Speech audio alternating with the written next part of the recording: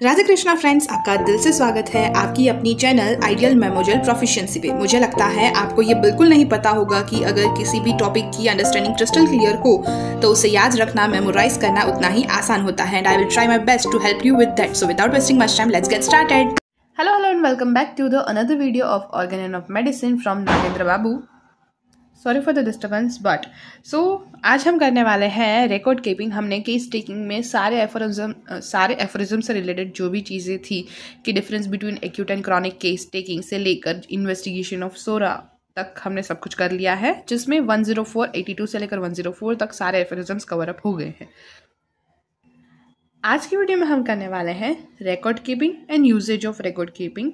इसके बारे में थोड़ा बहुत एफोरिज्म नंबर 104 की फुटनोट में दिया गया है, जो आगे इसका मेंशन आने वाले हैं। और ये चीज़ें थोड़ी बहुत इंपॉर्टेंट है क्लिनिकल पॉइंट ऑफ व्यू से, साथ ही साथ वाइवा में भी पूछ सकते हैं या फिर शॉर्ट नोट के फॉर्म में भी पूछ सकते हैं। So you should know what is record keeping, why we do this all and what are the usage of it. इसीलिए हम ये टॉपिक को करने वाले हैं। So without wasting much time, let's get started. Homeopathic case taking is the individual examination of the patient. Individual examination and understanding the peculiarity of a person's suffering is not a simple task. So, noting down all the minutest symptoms of the patient is mandatory. No human brain can remember or recall all the symptoms of each patient for a long period of time. Hence, it is mandatory to note all the symptoms narrated by the patient in a legibly recorded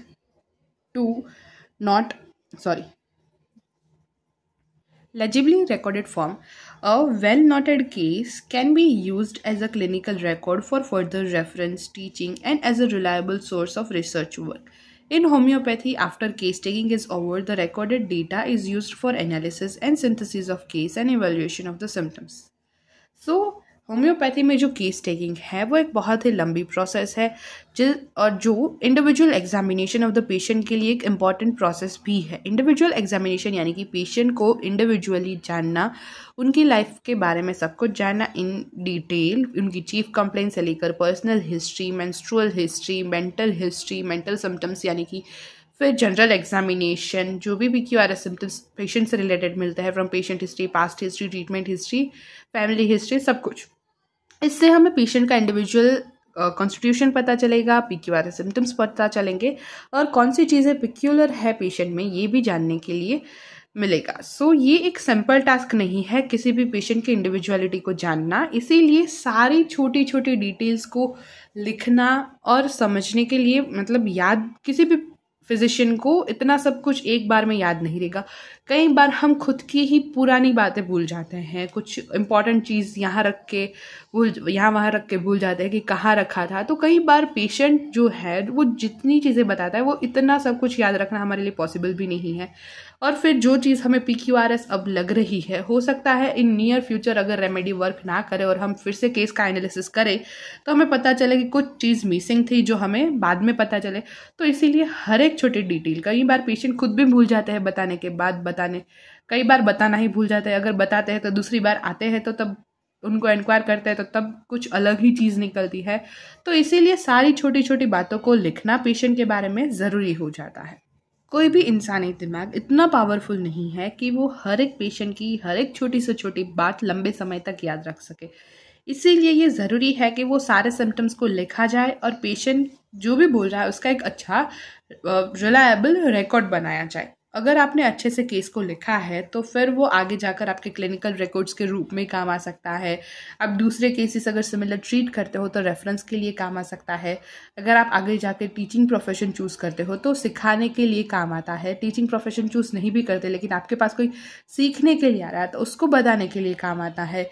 reliable source of research work, यानी कि homeopathy में अगर कोई research हो रही है उस case से रिलेटेड, आप वहाँ पर रिसर्च में कंट्रीब्यूशन कर सकते हो, आप अपना कोई रिसर्च वर्क कर सकते हो basis of the such cleared cases. और अगर होम्योपैथी में केस टेकिंग एक बार ख़त्म हो जाती है तो हम सारे रिकॉर्डेड डेटा को एक बार एनालाइज करते हैं, फिर पूरे केस को सिंथेसाइज करके सिम्टम्स को इवेल्युएट करते हैं। तो इसके लिए भी रिकॉर्ड कीपिंग है वो इम्पॉर्टेंट है। तो ये बात हो गई यहाँ पर कि रिकॉर्ड कीपिंग का जनरल इंट्रोडक्शन। अब बात करते हैं कि in the footnote number aphorism 104, Hahnemann sir criticize the allopathic physician for not showering much importance in record keeping. No allopathic physician, as has been said, sought to learn all the minutest circumstances of the patient's case, and still less did he make a note in writing of them. Hence, for a homeopathic physician, especially when the dealing with chronic cases, record keeping becomes inevitable. Footnote 104 में हैनामन sir बताते हैं, criticise करते हैं allopathic doctors को कि वो बहुत ज़्यादा रिकॉर्ड कीपिंग को ना तो इंपॉर्टेंस देते हैं, ना ही वो रिकॉर्ड कीपिंग करते हैं। वो पेशेंट की छोटी छोटी बातों को तो नज़रअंदाज कर देते हैं, उन पर ध्यान भी नहीं देते। वो क्या करते हैं, कोई भी पेशेंट आया सिम्टम लेकर दवाइयाँ प्रिस्क्राइब कर दी, दे दी उनको। पेशेंट के बारे में ना तो उनकी नाम, एज, इससे रिलेटेड थोड़ी बहुत जानकारी होती है, कुछ भी ज़्यादा उससे पता ही नहीं होता। और इसीलिए होम्योपैथिक फिजिशियन को बताया गया है कि खास करके क्रॉनिक केसेस में तो रिकॉर्ड कीपिंग ज़रूर से करें, और एक्यूट केसेस में भी आप नोट डाउन तो करें कि ऐसा केस था, आपने ये रेमेडी प्रिस्क्राइब की और ये सब कुछ। अगर ये डिटेल्स आप रखोगे अपने पास तो आपके लिए भी इन फ्यूचर हेल्पफुल होगा, बेनिफिशियल होगा। कई बार आपने खुद ने क्योर किए हुए केस आप कुछ सालों बाद भूल जाओगे। इससे अच्छा है सारी रिकॉर्ड कीपिंग रखो। क्रॉनिक केसेस में आप रिकॉर्ड करो, पेशेंट के लिए भी बेनिफिशियल है, फिजिशियन के लिए भी बेनिफिशियल है। So the clinical record of the patient must contain a minimum of the following items. और अब आप जो भी क्लिनिक में किसी भी पेशेंट का रिकॉर्ड रख रहे हो तो उस क्लिनिकल रिकॉर्ड में क्या क्या चीज़ें होनी चाहिए, कौन सी चीज़ें मिनिमम होनी ही चाहिए, ऐसे 9 चीज़ें हैं जो होनी ही चाहिए। अब इसको डिस्कस करते हैं। First one is the preliminary data of the patient like name, age, sex, occupation, marital status, address and religion etc. हम कॉलेज टाइम पर ये केस टेकिंग की जर्नल्स तो बनाते ही हैं, इसलिए ये सारी चीज़ें हमें पता है, बस एक बार देखनी है। Preliminary data of the patient यानी कि उसका नाम, उनकी एज, उनकी सेक्स यानी कि फीमेल है मेल है, सो ऑक्यूपेशन, मैरिटल स्टेटस की मैरिड है अनमैरिड है, उनका एड्रेस क्या है, रिलीजन कौन सा है, और प्रीलिमिनरी डेटा का क्या इंपॉर्टेंस है ये भी हम सबको पता ही है। फिर भी हम डिटेल में केस टेकिंग का जो फॉर्मेट देखेंगे तब इसको डिस्कस करेंगे। Second is the symptoms collected by the patient, attendees and the physician himself is in chronological order. जो भी symptoms आपने patient से collect किए हैं, उनके साथ आने वाले attendees से collect किए हैं, और physician खुद ने जो भी observe किया है, इन सारे symptoms को chronological order में आपको लिखना है। The complete and comprehensive history of the patient and his suffering. फिर आपको एक complete लेकिन comprehensive यानी कि उतना डिटेल में भी नहीं लेकिन सारी चीज़ें कवर अप हो जाए वैसी वाली हिस्ट्री कलेक्ट करनी है पेशेंट और उसकी सफरिंग से रिलेटेड। फिर हो गया हमारा third point, the past, present, treatment and personal history of the patient. मतलब पास्ट हिस्ट्री क्या थी, प्रेजेंट हिस्ट्री क्या है related to treatment, and personal history of the patient हम क्रिएट करेंगे कि उनका एपेटाइट, थर्स्ट, ये सब पर्सनल हिस्ट्री हो गई। फिर the clinical and laboratory findings, क्या क्लिनिकल और लेबोरेटरी इन्वेस्टिगेशन सब अगर आप करवा रहे हो तो उनकी फाइंडिंग्स भी आपको लिखनी है। Fifth one is the diagnosis of the condition. फिर जो भी पेशेंट को हुआ है, जो भी सिम्टम्स आपने नोट डाउन किए उसके बेसिस पर डायग्नोसिस कैसे हेल्पफुल होता है वो हमने देख ही लिया था इंट्रोडक्शन में। एनालिसिस ऑफ द केस, फिर आप एनालाइज करोगे पूरे केस को, फिर आप सिम्टम्स को इवेल्युएट करेंगे after analysing the case. Then the first prescription and general management, फिर आप लिखेंगे उस केस में कि आपने फर्स्ट प्रिस्क्रिप्शन कौन सा दिया था, और उसके साथ कुछ जनरल मैनेजमेंट की बातें भी आपको पेशेंट को बतानी होती है कुछ केसेस में। तो अगर आपने कुछ जनरल मैनेजमेंट के बारे में बताया पेशेंट को तो वो क्या चीज़ें थी, अगर फॉलोअप में जब आपके पास पेशेंट आएगा तो आपको वो जनरल मैनेजमेंट से रिलेटेड भी क्वेश्चन पूछने हैं कि आपने ये किया था, नहीं किया था, वो सब कुछ। और लास्ट में है फॉलोअप कि कब आप पेशेंट को फॉलोअप के लिए बुला रहे हो। So, no fixed format for case taking is recommended by Hahnemann sir. Based on his requirements, the physician can adopt a method which perfectly sets the condition. Most of the private practitioners follow the bond register method for record keeping. Either the leaf folder method or the card system is adopted by the medical institutes. यानी कि क्या होता है कि जो भी case है उस केस टेकिंग के लिए हैनेमन सर ने कोई भी पर्सनली ऐसा कुछ रिकमेंड नहीं किया है कि आपको इसी फॉर्मेट में केस टेकिंग करना है। बस ये 9 चीज़ें आपको जिस फॉर्मेट में आप केस लिखो आपको ये 9 चीज़ें उसमें होनी चाहिए। अब आप अपनी रिक्वायरमेंट्स के अकॉर्डिंग आप कोई भी परफेक्टली सुटेबल आपकी कंडीशन के अकॉर्डिंग जो भी आपको सूट करता है आप वैसी केस टेकिंग का फॉर्मेट बना सकते हो। बहुत सारे प्राइवेट प्रैक्टिशनर्स होते हैं वो एक बाउंड रजिस्टर रखते हैं अपने पास जिसमें वो पूरा रिकॉर्ड रखते हैं, और कुछ मेडिकल इंस्टीट्यूट्स होते हैं वो लीफ फोल्डर मेथड यानी कि फोल्डर्स में कुछ कीज को स्टोर करते हैं या फिर कार्ड सिस्टम को अप्लाई करते हैं। तो अब तक हमने देखा कि रिकॉर्ड कीपिंग क्या है, हम क्यों करते हैं, क्रिटिसिजेशन अबाउट एलोपैथी डॉक्टर्स मतलब criticisms of allopathic doctors by Hahnemann sir in the footnote of aphorism number 104, और कौन सी चीज़ें मिनिमम प्रेजेंट होनी चाहिए रिकॉर्ड कीपिंग में, कैसे आपको रिकॉर्ड कीपिंग करनी है।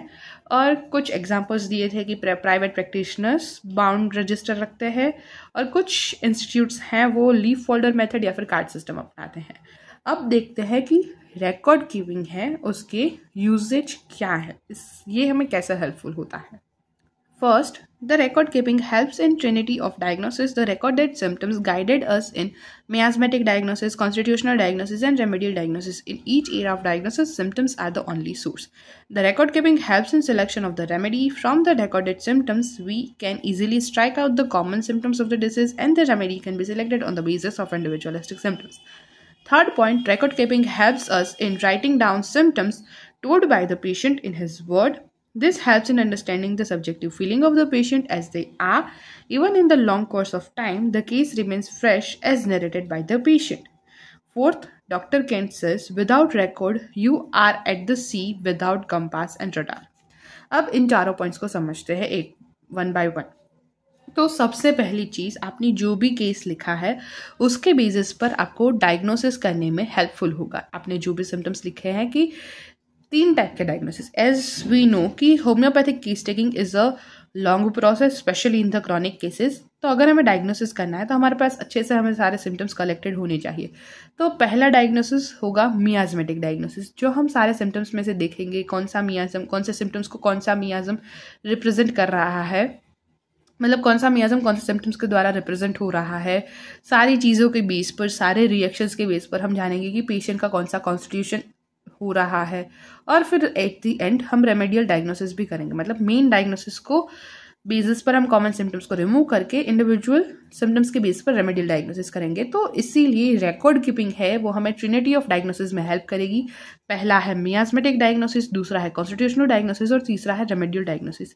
इन each era of diagnosis symptoms are the only source, और ये हर एक डायग्नोसिस में जैसा कि मैंने बताया symptoms are the only source. अब दूसरा पॉइंट ये बताता है कि रिकॉर्ड कीपिंग की मदद से हम रेमेडी को अच्छे से सिलेक्ट कर पाते हैं। जैसे कि मैंने रेमेडियल डायग्नोसिस में बताया कि नॉर्मल डायग्नोसिस करने के बाद रिकॉर्ड कीपिंग से हम इजीली स्ट्राइक आउट कर पाएंगे कि कॉमन सिम्टम्स कौन से है डिसीज के, जिसके बेसिस पर हमने किया नॉर्मल डायग्नोसिस। अब उस कॉमन सिम्टम्स को रिमूव करके रेमेडी को सिलेक्ट करेंगे on the basis of individualistic symptoms. अब रिकॉर्ड कीपिंग अगर हमने सारे केस को अच्छे से लिखा हुआ है और वो भी पेशेंट की अपनी लैंग्वेज में, तो जब कभी भी हम ये केस को फिर से, यानी कि 5-10 साल भी अगर हम इस केस को देख रहे हैं, फिर से पढ़ रहे हैं, तो हम जान पाएंगे कि उस टाइम पर उस पेशेंट की सब्जेक्टिव फीलिंग क्या थी, क्योंकि हमने पेशेंट की वेरी ऑन लैंग्वेज में, उनकी खुद की भाषा में, खुद की फीलिंग्स में ही उस सारी चीज़ों को मेंशन किया है। तो सब्जेक्टिव फीलिंग क्या है पेशेंट की, वो हमें जानने के लिए भी हेल्पफुल होगा। Even in the long course of time the case remains fresh as narrated by the patient, मतलब बहुत सालों बाद भी अगर आप ये केस को पढ़ोगे तो अभी अभी आपने ये केस लिया है वैसा आपको फील होगा अगर आपने अच्छे से सब चीज़ें मैंशन की है। और कैंट सर ऐसा बताते हैं कि अगर हमने रिकॉर्ड नहीं रखा है तो इट इज़ लाइक कि हम बीच मझधार में खड़े हैं without any kind of compass और रडार। ठीक है, so without the record you are at the sea without compass and radar. Fifth point is H.A. Robert says we cannot depend upon our memory in taking the case. So, as the first requisite in taking the case, you must have record with you to note down the case as it is taken. यानी कि H.A. Robert sir ऐसा बताते हैं कि हम अपनी memory पर depend नहीं रह सकते कोई भी केस टेकिंग में। सबसे पहली चीज़ जो किसी भी केस को लेने के लिए रिक्वायर्ड है, first requisite in taking the case is you should have a record. आपके पास कुछ रिकॉर्ड होना चाहिए जिसमें आप सारी चीज़ें नोट डाउन कर सको। Sixth one is evaluation and analysis of the case is must. After taking the case, only by record keeping one can do such task. तो आप जब भी केस टेकिंग है वो आपने ख़त्म कर लिया तो इवेल्यूएशन और एनालिसिस केस का आपको जब भी एनालिसिस एंड इवेल्यूएशन करना है उसके लिए आपके पास रिकॉर्ड होगा तो इजी रहेगा आपके लिए। आप ऐसे ही दिमाग में आपने सिम्टम्स को याद रखा था, फिर उसी सिम्टम्स के बेसिस पर आपको ये इंपॉर्टेंट लगा, ये इंपॉर्टेंट नहीं लगा, इसकी ये इंटेंसिटी लगी, तो वो पहले तो पॉसिबल ही नहीं है कि आप वो उतना एक्यूरेटली कर पाओ। इसीलिए रिकॉर्ड कीपिंग है वो इम्पॉर्टेंट है for analysis and evaluation perspective. Seventh point is the record keeping helps us in follow up the case in the making first and subsequent prescription for observing the appearance of new symptoms and the disappearance of the symptoms. Record keeping is must. यानी कि record keeping हमें follow ups के cases में भी use होती है। जब भी जो भी पेशेंट है वो एक बार आपके पास दवाई लेकर गया, अब वो फॉलो अप के लिए आपके पास आता है, तो आपने जो भी पहला प्रिस्क्रिप्शन किया था वो आप देखोगे, जो भी आपने टोटलिटी बनाई थी फिर उसको आप कंपेयर करोगे, उसमें देखोगे कि कौन सा सिम्टम्स डिसअपियर हुए हैं, कौन से नए सिम्टम्स अपीयर हुए हैं, क्या क्या चीज़ें चेंजेस हुई हैं। तो इसीलिए रिकॉर्ड कीपिंग है वो ज़रूरी हो जाता है। फिर the 8th point is the record keeping helps in predicting the future course of the disease. फिर रिकॉर्ड कीपिंग होगी अगर आपके पास, आपने अच्छे से लिखा है सारी चीज़ों को, तो वो आपको फ्यूचर में भी हेल्प करेगी ये डिसीज के केसेस में। यानी कि recording the symptoms in chronological order helps the physician in understanding the curative order of the symptoms. It also helps in observing the law of direction of cure. अगर आपने सारी चीज़ें क्रोनोलॉजिकल ऑर्डर में लिखी है तो फ्यूचर में आपको पता चलेगा कि प्रोग्नोसिस ऑफ द केस कैसा है, आप राइट डायरेक्शन में हो, नहीं हो, रॉन्ग डायरेक्शन में हो। अगर आप रॉन्ग डायरेक्शन में हो तो you can check again totality, आप सारा केस एक बार फिर से एनालाइज करो, अगर कुछ रह गया है फिर से एड ऑन करो, फिर से नई रेमेडी को फाइंड करो और फिर पेशेंट को फिर से प्रिस्क्राइब करो। तो law of direction of cure के लिए भी ये रिकॉर्ड कीपिंग है वो इम्पॉर्टेंट है। The recorded case can be easily communicated to other medical fraternity. It helps in getting second opinion from the experienced senior physician. अगर आपके पास पूरा केस का रिकॉर्ड है, कई बार कोई कॉम्प्लिकेटेड केस होता है तो आपको समझ में नहीं आता, तो आप अपने सीनियर्स से भी इस बारे में पूछ सकते हो। अगर आपने अच्छे से लिखा है तो आप सेकेंड ओपिनियन भी अच्छे से एक्सपीरियंस्ड फिजिशियन के पास से ले सकते हो। Next point is homeopathy claims of curing some difficult and incurable disease as termed by allopathy. Such claims can only be proved as fact by record keeping as it works as evidence based claim. तो homeopathy ऐसा claim करती है कि we remove the disease from the root, we cure difficult cases, incurable cases which are termed by homeopathy. कि homeopathy में कई ऐसे cases होते हैं जिसमें सर्जरी रिक्वायर्ड है, incurable केसेस है, तो ऐसे केसेस को भी हम अच्छे से ट्रीट कर सकते हैं। तो ऐसे क्लेम्स अगर हम करते हैं और फिर उनको प्रूव करना है तो हमारे पास रिकॉर्ड कीपिंग होगी, तभी हम उसको प्रूव कर पाएंगे, क्योंकि दुनिया सिर्फ एविडेंस पर ही भरोसा करती है। 11th is for research oriented work. Record keeping is must as research believes in quantitative study as well as qualitative study. तो अगर आपको कोई रिसर्च ओरिएंटेड वर्क भी करना है तो आपके पास रिकॉर्ड होना चाहिए, क्योंकि रिसर्च के लिए भी quantitative as well as qualitative study होनी चाहिए। आपके पास सारी चीज़ें अच्छे से मेंशन होगी तो ही कोई आपकी रिसर्च वर्क पर मानेगा, वरना ऐसा लगेगा कि हवा में बात कर रहा है। All the above reasons highlights the importance of record keeping and managing the case in a credible, legible and successful manner. तो ये सारे पॉइंट्स हाईलाइट करते हैं कि रिकॉर्ड कीपिंग है वो क्यों ज़रूरी है केस को मैनेज करने के लिए एक अच्छी तरीके से। क्विकली सारे पॉइंट्स को रिवाइज करते हैं। सबसे पहला है ट्रिनिटी ऑफ डायग्नोसिस, दूसरा है it helps in selection of the remedy, तीसरा है रिकॉर्ड कीपिंग की वजह से we can understand the patient and the case subjectively, और 10 सालों बाद भी हमें जो केस है लॉन्ग कोर्स के बाद भी हमें वो केस फ्रेश लगेगा as narrated by the patient. Without record it feels like you are in the sea without any compass in radar. HR Robert sir भी कहते हैं कि we can not depend upon our memory, first requisite thing in the case is record. You should have something to note down the case.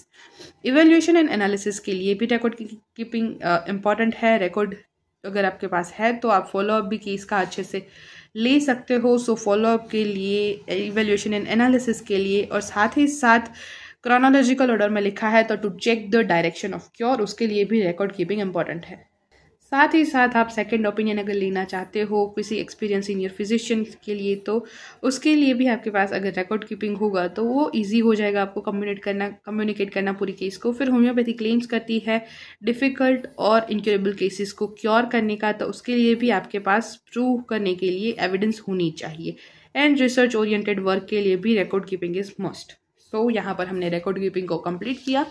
From the next video we are going to see case sheet format, जो पूरा का पूरा 6 page का topic है। इसमें हम हर एक चीज़ को देखेंगे, क्विकली समझेंगे, और जो भी इम्पोर्टेंस मुझे पता होगी हर एक चीज़ की मैं आपको बताने की ट्राई करूँगी। तो मिलते हैं नेक्स्ट वीडियो में, तब तक के लिए tata see bye bye and take care. Thank you so much guys for watching this video till now. Also give your valuable feedbacks and suggestions in comment section, और हाँ, like करना, share करना and subscribe करना गलती से भी मत भूलना। Stay tuned, take care, मिलते हैं नेक्स्ट वीडियो में, तब तक के लिए टाटा बाय बाय।